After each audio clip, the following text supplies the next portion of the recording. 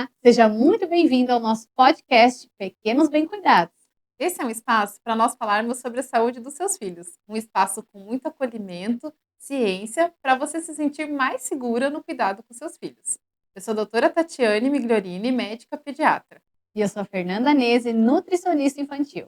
E hoje a gente vai falar sobre um assunto que deixa as mães muito inseguras, ansiosas, principalmente as mães de primeira viagem. Porque com tanta informação que a gente tem hoje na internet, a tal da introdução alimentar deixa o coração apertadinho.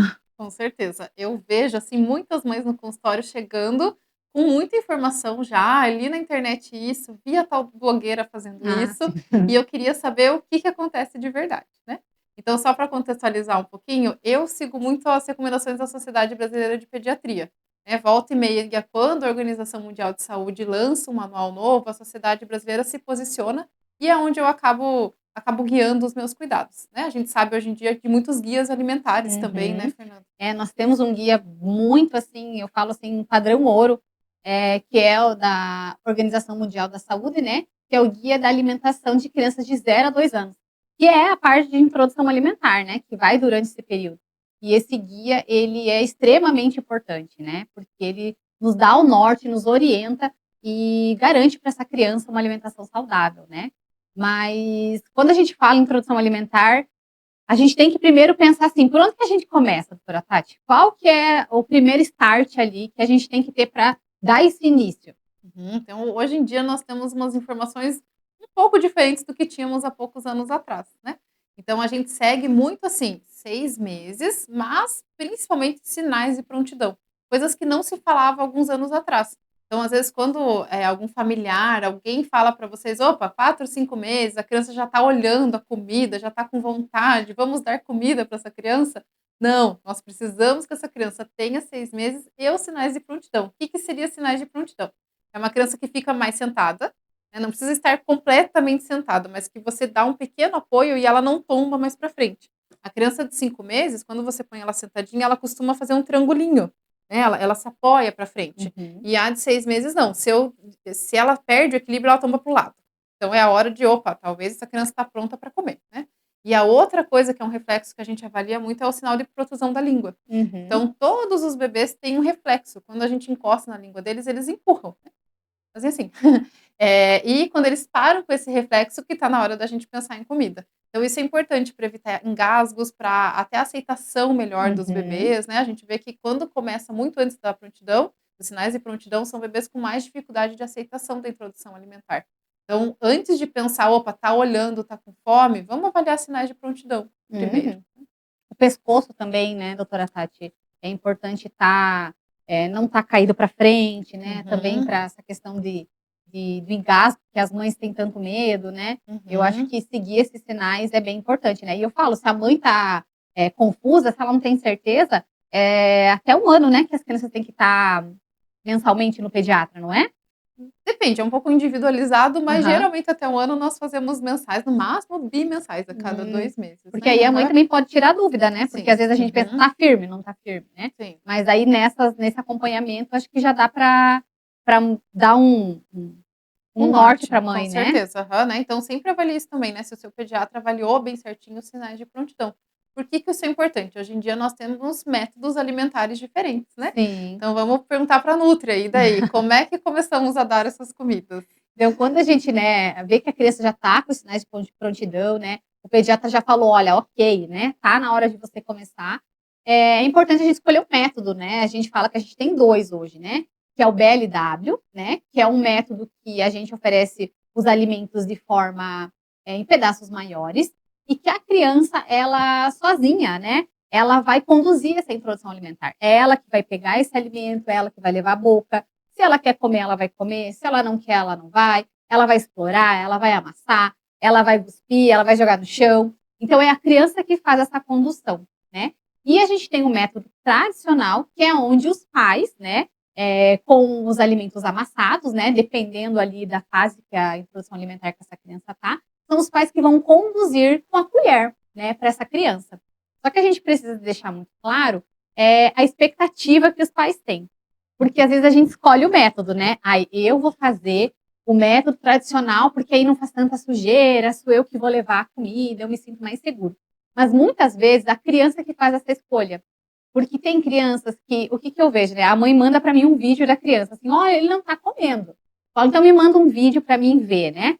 Aí ela manda um vídeo, eu vejo a criança só fazendo assim, ó, na colher. Então essa criança, ela não quer que você conduza essa alimentação, é ela que quer. Então eu falo assim, então vamos tentar o BLW? Vamos tentar alguns alimentos para a gente ver se dá uma melhora? E assim, é tiro e queda. A criança começa a comer muito melhor, porque a gente percebe que o sinal que ela tem é ela querer. E muitas crianças, ao contrário, elas ficam por muito tempo pegando esses alimentos, jogando no chão, levam um pouco à boca, brincam, mas elas não têm essa necessidade de levar à boca. Então, se a mãe conduz com a colher, essa criança começa a comer muito melhor e as mães ficam mais tranquilas, né? Então, eu acho que a gente pode escolher um método para começar, mas é importante a gente blindar a nossa expectativa e deixar que a criança muitas vezes faça essa escolha também, né? Mas aí, Fer, o que que eu vejo, né? Geralmente as famílias que optaram pelo método tradicional são aquelas mães, aqueles pais que têm muito receio de dar a comida inteira. E qual que é a próxima frase que vem? Meu Deus, e se arrancar um pedaço? O que que vai fazer, né? E daí, o que que orientamos em caso de engasgo? Então, o que que eu Ou percebo o que é assim? o engasgo, né? Vamos Na perguntar mais assim. verdade, o engasgo, né, é quando a criança ela realmente não consegue respirar, né? Quando essa criança realmente começa a ficar com o lábio roxo, ela começa a ficar mais paralisada, né, que você vê que ali ela está tendo uma dificuldade. E a gente tem o reflexo de Gag, né, doutora Tati, que é um reflexo natural.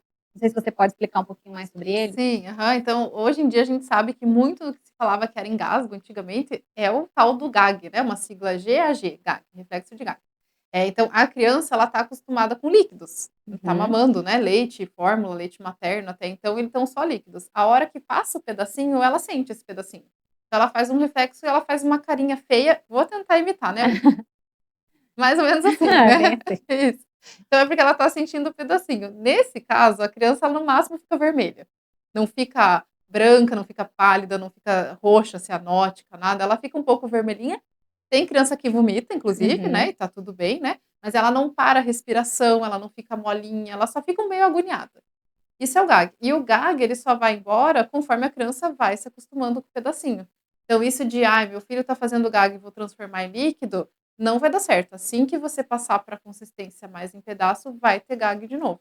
E é importante, né, a gente Sim, progredir consistência, isso é importante para toda a musculatura da face, inclusive para aceitação dos alimentos, para sabor, né, para paladar exatamente. mesmo. E Aham. o gag, ele é natural, né? Ele é uma coisa natural da criança. Então, cedo ou tarde, você vai passar por isso, né? Então, eu falo, se a criança está pronta, né? Tem os sinais de prontidão e você está fazendo ali a textura correta, o corte correto, vai acontecer. Mas você vai vendo o seu bebê, né? Eu acho que a gente Uhum. perceber a nossa criança também faz diferença, né? A gente olhar ali ai, nossa, o primeiro achei que era o engasgo, já foi atrás das costinhas para Aham. dar um tapa, né?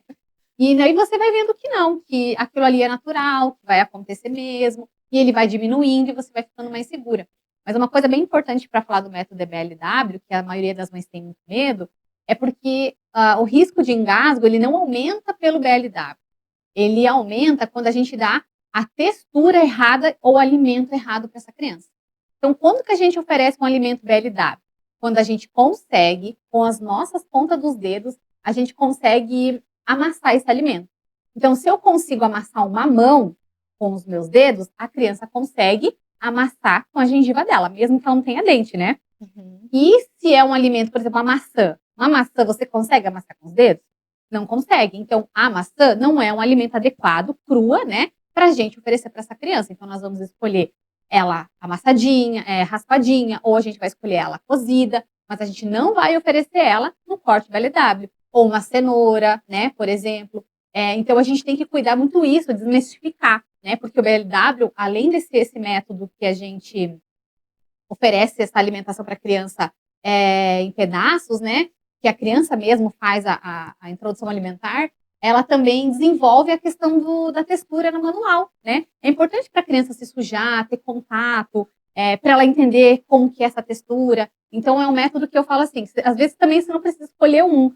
você pode combinar os 2, que é o que eu prefiro muitas vezes, Também. sabe. Se você não quiser escolher um método, faça os 2, porque eu acho que a criança se beneficia muito quando a gente tem esse método combinado, né. Com certeza. A cidade de pediatria fala isso, sabe, que o BLW nem sempre a criança vai comer, ela brinca muito com Sim, a com a comida. E quando você está dando ali passivamente, você ofertando, ela come um pouco melhor. Então eu sou fã do uhum, método misto, né, enquanto sim, você está dando a papinha, ela está com a mãozinha ali no alimento. E claro, conforme você ainda não sabe a preferência do seu filho. sim, Viu que ele preferiu o BLW, opa, ótimo. Não está dando muito certo, a gente deixa ele brincar, mas continua com o método tradicional também mesmo, né. E a questão de consistência, né, que é muito sim. importante, assim. Eu falo muito em consulta, assim, ó, eu sou uma pessoa, Fer, que, eu gosto de suco de laranja, mas eu não consigo comer uma laranja. Não consigo. E se eu tô comendo uma salada de fruta e eu sentir um pedacinho de laranja, eu não consigo mais, porque aquela consistência laranja, pra mim não é comida. Vai ser até triste falar isso. Aham. Então é importante, né, conhecer todas as consistências mesmo, né. Com certeza. Eu falo assim, eu estava até pensando antes de vir aqui, se a gente, né, a gente não mora no litoral, a gente vai lá para a praia e a gente vai experimentar uma ostra, uma lula, um polvo.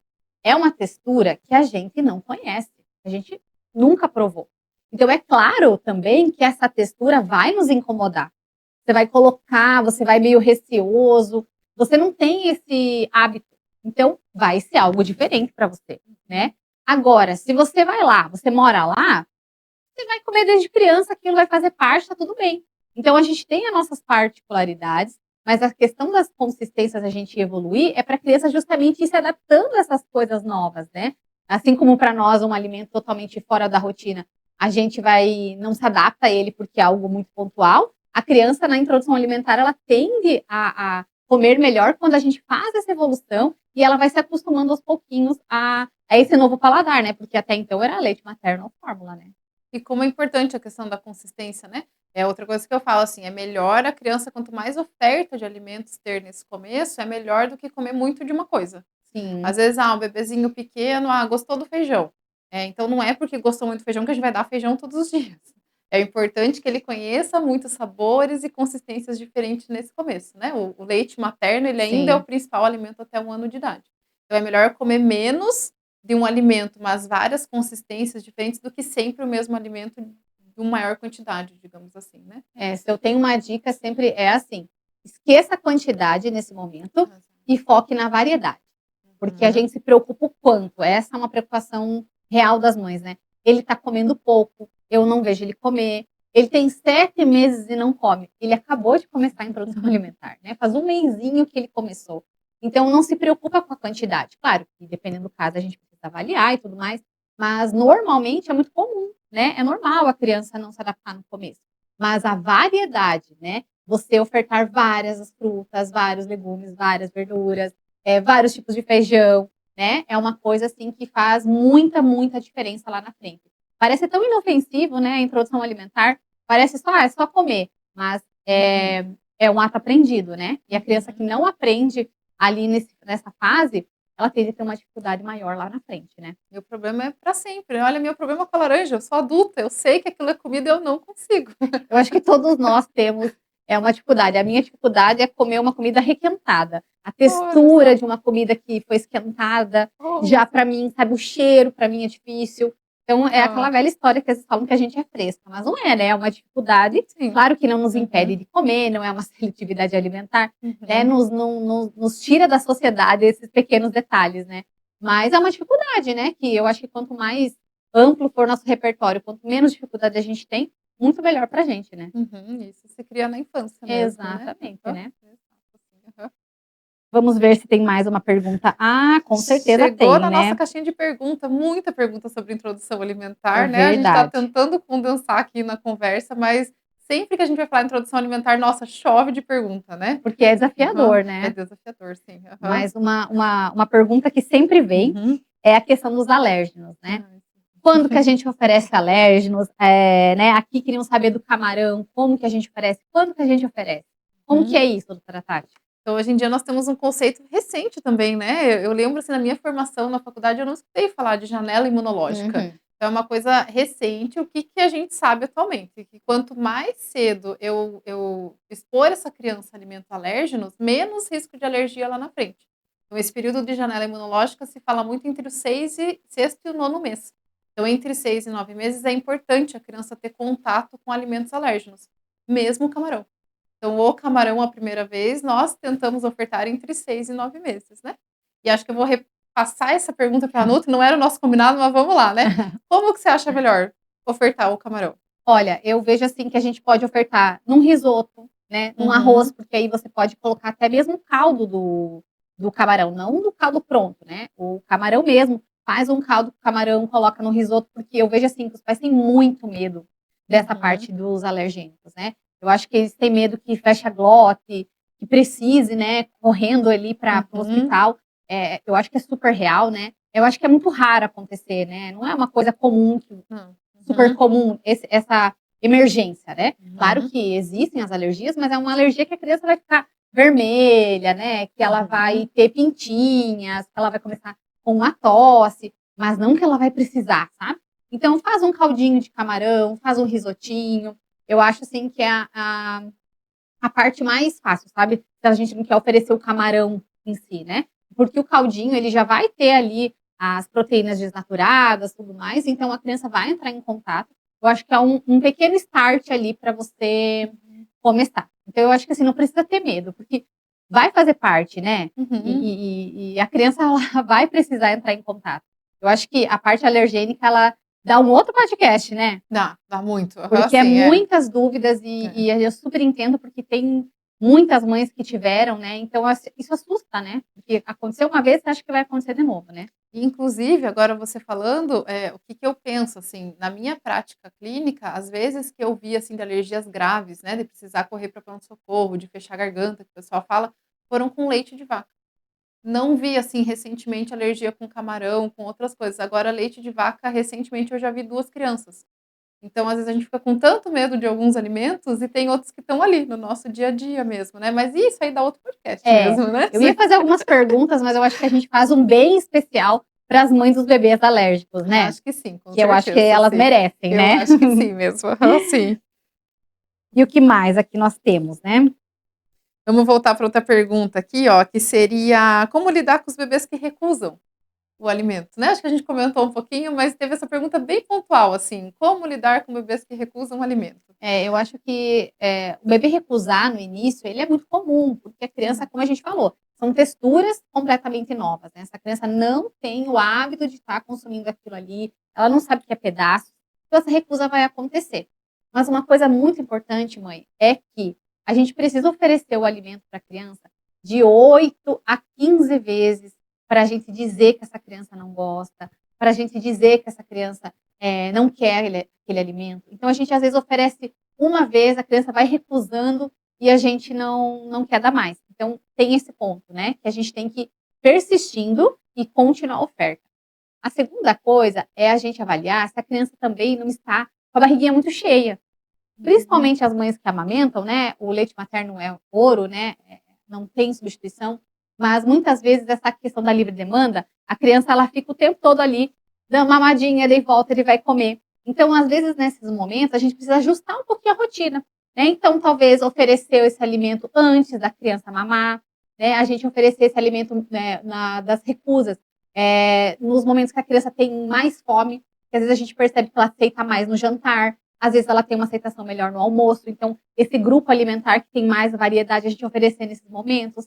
Se a criança também não está com muito sono, se a criança não está com eh, muito sono, se a criança também não acordou ali agora, então ela está se encontrando e você já quer oferecer uma fruta. Então eu acho que tudo isso a gente precisa avaliar como individualidade, mas a oferta a gente precisa continuar persistindo, mesmo que essa criança recuse. E se você perceber que mesmo com muitos cuidados, muitas mudanças ali que você tentou, você não conseguiu, é importante buscar ajuda, né, doutora Tati? Porque às vezes a criança está com alguma dificuldade na língua, né? A Uhum. criança, esse reflexo de protusão que a gente fala de empurrar o alimento da criança, ele não está indo para trás, então essa criança só volta esse alimento. Então, muitas vezes a gente precisa de alguns ajustes com outros profissionais para que essa criança dê aquela engrenada na introdução alimentar, né? Exato, né, então acho que precisamos pensar nisso, assim, como está sendo ofertado, quantas vezes já foi Sim. ofertado, né. Às vezes a criança até está comendo, mas não o que a família gostaria que ela estivesse Ah, isso comendo, é. isso eu vejo bastante também, né.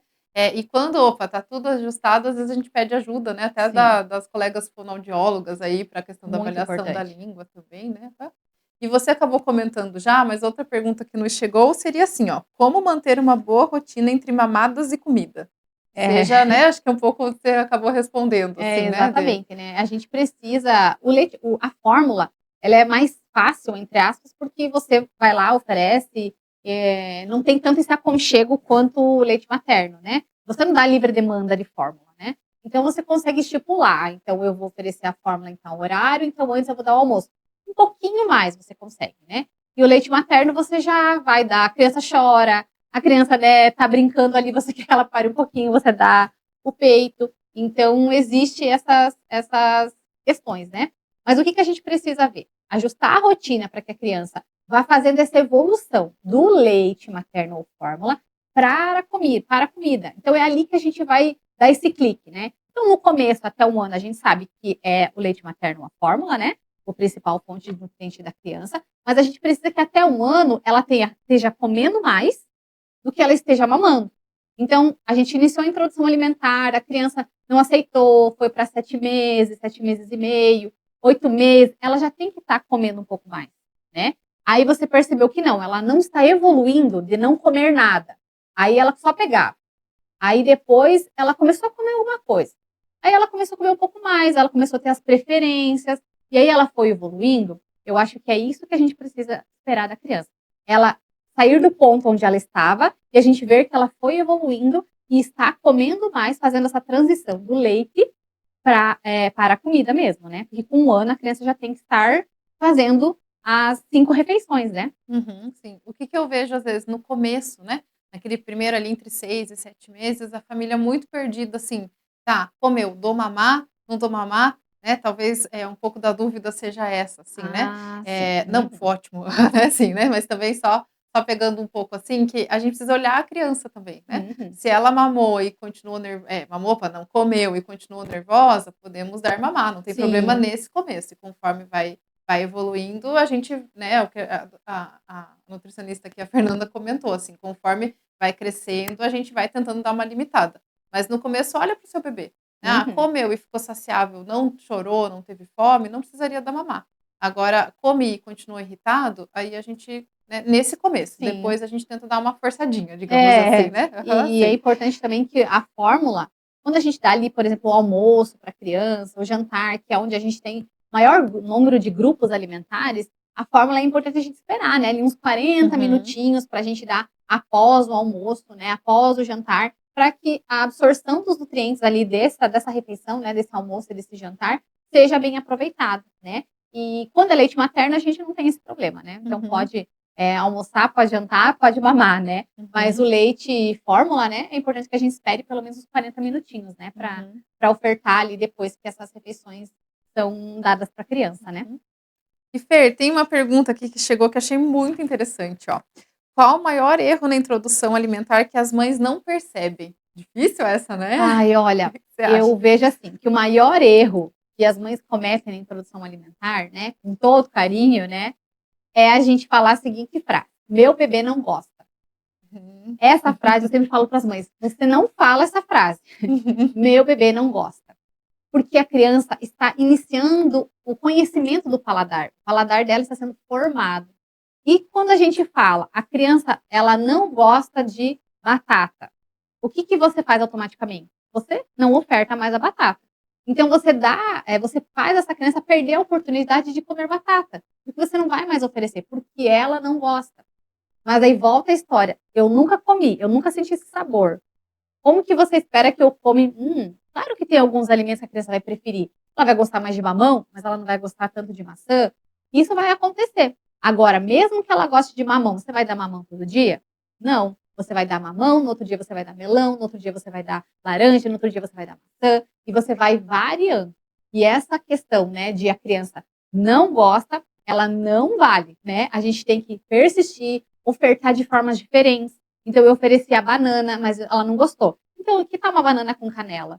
tal uma banana com pasta de amendoim, que tal essa banana numa panqueca. Ou seja, já tem várias formas diferentes de oferecer o mesmo alimento. Então, ela não gosta de uma forma, mas ela vai gostar de outra. Então, na minha opinião, é essa. E na sua?